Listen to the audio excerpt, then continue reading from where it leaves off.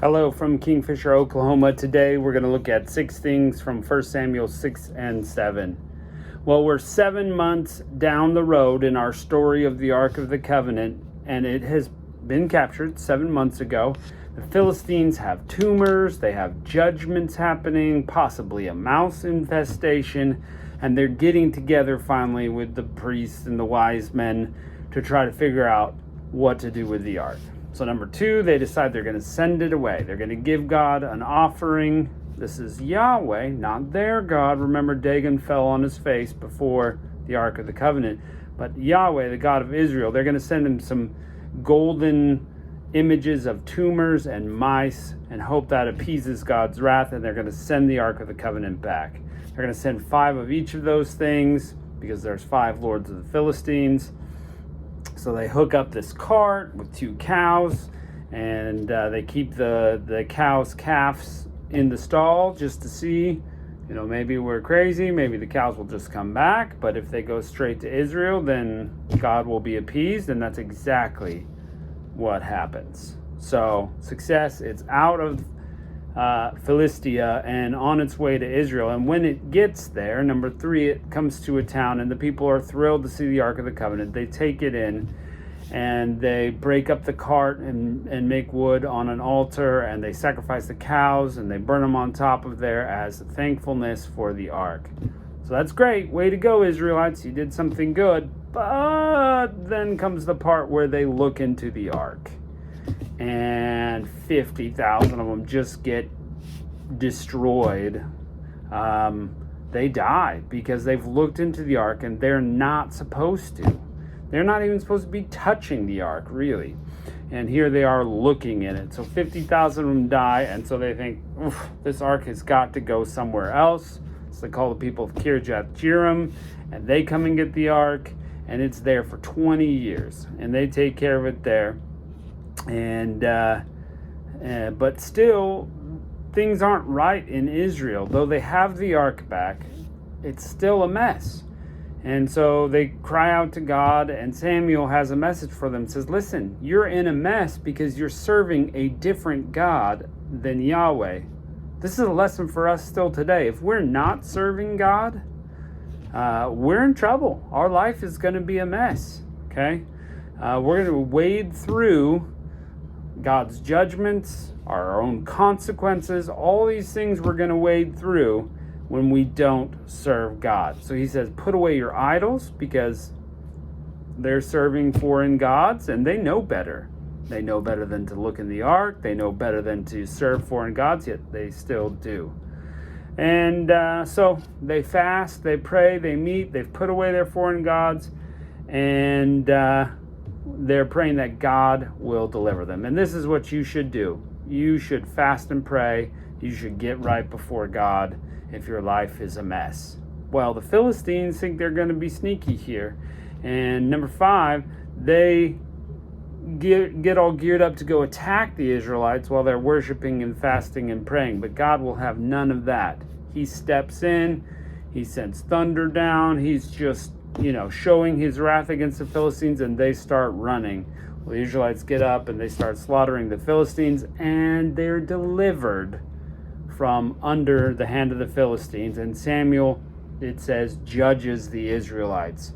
Something that it's been a long time coming, them having a judge and being free of the oppressors. Well, when you get right with God, you can have that freedom. So let's check it out. 1 Samuel 6 and 7. And the ark of the Lord was in the country of the Philistines 7 months.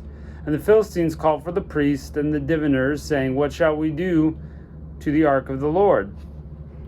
And tell us wherewith we shall send it into his place. And they said, if you send away the ark of the God of Israel, send it not empty, but in any wise return him, that's God, a trespass offering. Then ye shall be healed. Then it shall be known to you why his hand is not removed from you. Then they said, what shall be the trespass offering which we return to him? And they answered, 5 gold emerods, tumors, and 5 golden mice, according to the number of the lords of the Philistines. For 1 plague was on all of you and on your lords. Wherefore ye shall make images of your emerods, and images of your mice that mar the land, and ye shall give glory to the God of Israel. Peradventure he will lighten his hand from you, and from off your gods, and from off your land. Wherefore then do you harden your hearts, as the Egyptians and Pharaoh hardened their hearts? Good reference there. The Philistines still remember what happened in Egypt, and they don't want any part of that. When he wrought wonderfully among them, and did they not let the people go, and they departed? Now therefore make a new cart. Take 2 milch kine, cows, which there hath come no yoke, and tie the kine to the cart, and bring their calves home from them. Take the ark of the Lord, lay it on the cart, put the jewels of gold, which you return for a trespass offering, in a coffer by the side thereof, and send it away, that it may go. And see if it goeth up the way of its own coast to Bethshemesh, then he hath done this great evil. But if not, we'll know it's not his hand that smote us, it was chance. So, if it doesn't go like we think, then it was just chance and tough for us. But if it does go smoothly and go to Israel, we know it was Yahweh. They laid the ark of the Lord on the cart, and the coffer with the mice of gold and the images of their emerods. The kine took the straight way to Bethshemesh, and went along the highway, lowing as they went, and turned not aside to the right hand, nor to the left. And the lords of the Philistines went after them unto the border of Bethshemesh. And they of Bethshemesh were reaping wheat harvest in the valley, when they lifted up their eyes and saw the ark, and rejoiced to see it.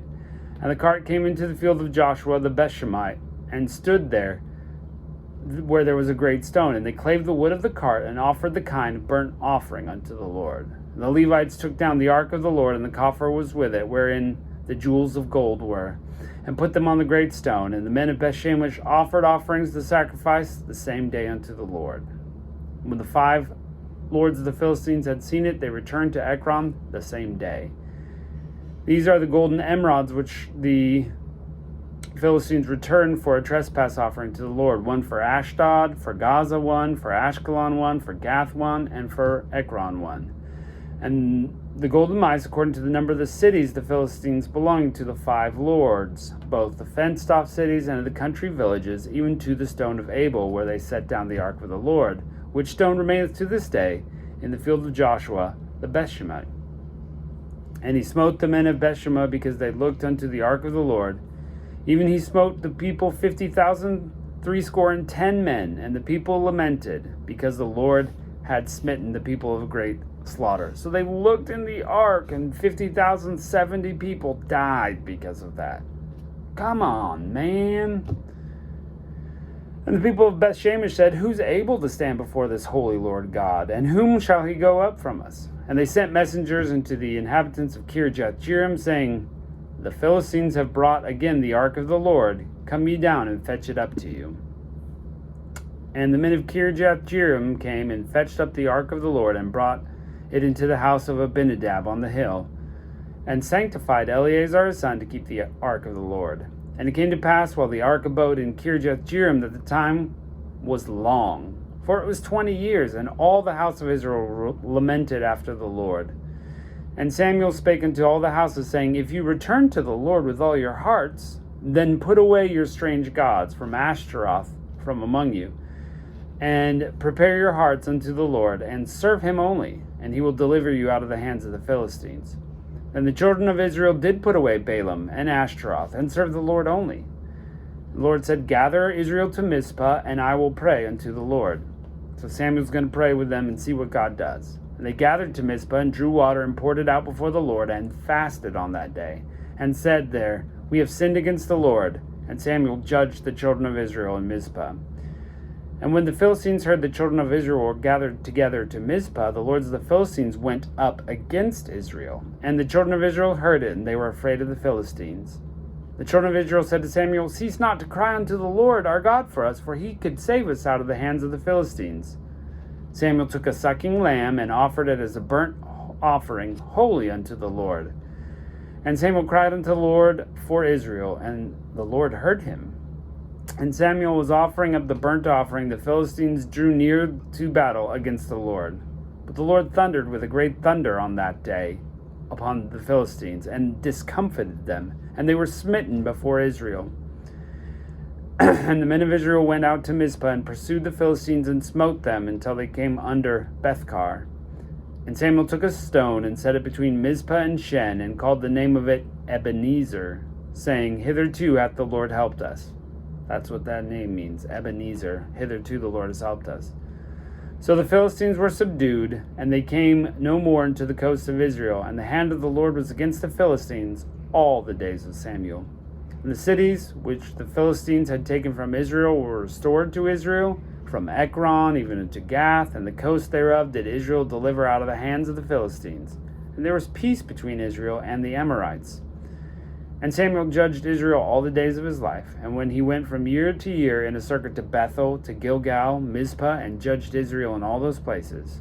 And his return was to Ramah, and there was his house. And he therefore judged Israel and built an altar to the Lord. So you see, excuse me, the answer is simple. We just need to turn to God and do things his way. We can't serve other gods. We can't serve other things. We can't even focus on ourselves. Our whole job is to focus on God, and then things will go right for us. So I hope that's helpful today. I hope maybe you think about some things in your life that you can change to serve God better. And thanks for joining us. We're going to jump into more of Samuel's life as we continue on down the road, and I'll catch you next time.